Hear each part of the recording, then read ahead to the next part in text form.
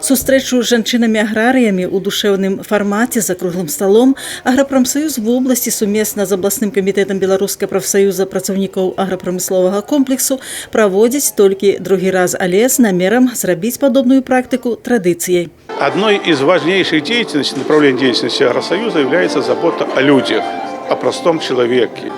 И, конечно же, у нас почти что 40% в сельскохозяйственном производстве заняты – это женщины. Сегодня присутствует 45 человек. Это из каждого района, из каждой профессии мы брали такую географию, чтобы было так представители были из каждого региона. Не просто працуюць, а працуюць з душой, нягледзячы на пасады, народ занятку, няхай то будзе праца ў полі ці на ферме, альбо на вытворчай лініі перапрацоўчага прадпрыемства. Гэта праца на агульны вынік, на агульны дабрабыт. Здесь у нас операторы машинного доения, представители перерабатывающих отраслей, наниматели, наши руководители, женщины Брестской области, профсоюзные лидеры.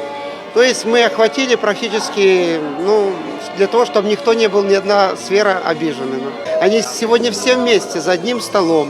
Урачыстыя моманты ўзнагароджання, экскурсіі па гораду і на цяплічны камбінат Бярэсце, канцэртныя праграмы, заслужаная ўвага тым, хто звязаў свой лёс сельскагаспадарчымі клопатамі, якія сталі прызваннем і справай гонару.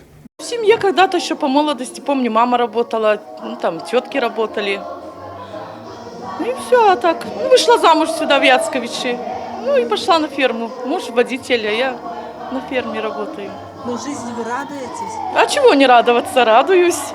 Детки здоровые, все здоровые, внуки здоровые. Слава Богу. Прасков'я Якименко, Юрій Плінда, Роман Філютіш, телерадіокомпанія «Брест».